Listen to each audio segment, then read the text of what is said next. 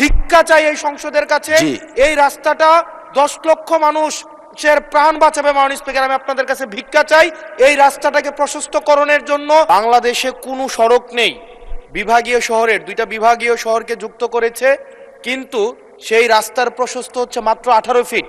মাননীয় স্পিকার, আমি কুমিল্লা এবং সিলেট মহাসড়কের কথা বলছি। মাননীয় স্পিকার, কুমিল্লা এবং সিলেট মহাসড়ক যেটা ময়নামতি, দেবিদ্বার, জাফরগঞ্জ, কংসনগর হয়ে ব্রাহ্মণপাড়া, কুটিচমুহনী গিয়েছে, এই রাস্তাটা একটা মহাসড়ক, যে রাস্তা দিয়ে 10 লক্ষ মানুষের যাতায়াত এবং যেটা 2টা উপজেলাকে, ব্রাহ্মণপাড়া, বুড়িচং এবং দেবিদ্বারকে সংযুক্ত করেছে।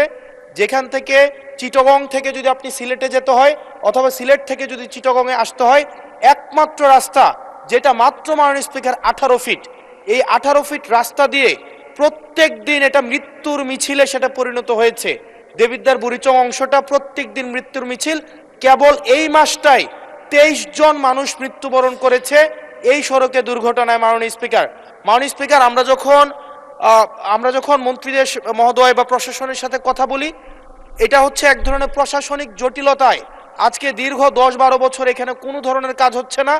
আমি আপনার দৃষ্টি আকর্ষণ করছি, আপনার মধ্য দিয়ে মন্ত্রী মহোদয় নিশ্চিত করবেন কি কবের মধ্যে এই মৃত্যুর মিছিল থামবে এবং এই মহাসড়ককে, এটা লাইন অফ ক্রেডিটের আন্ডারে 6 লেনে হওয়ার কথা থাকলেও এটা মাত্র 18 ফিট হয়ে আছে। মাননীয় স্পিকার, এটা আমি এলাকায় মুখ দেখাইতে পারি না, এলাকার মানুষ। ধন্যবাদ মাননীয় সদস্য, আমাকে এখন বেঁধে রাখবে। মাননীয় স্পিকার, আপনার মাধ্যমে মন্ত্রী মহোদয়কে যদি আপনি একটা রুলিং দিতেন এই বিষয়ে যেন উনি যথাযথভাবে ব্যবস্থা নেয়।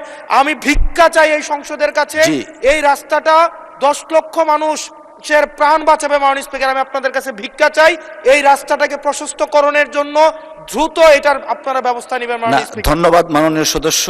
আপনি 71 বিধিতে একটা নোটিশ প্রদান করুন, সেটা সবচেয়ে অ্যাপ্রোপ্রিয়েট ওয়ে।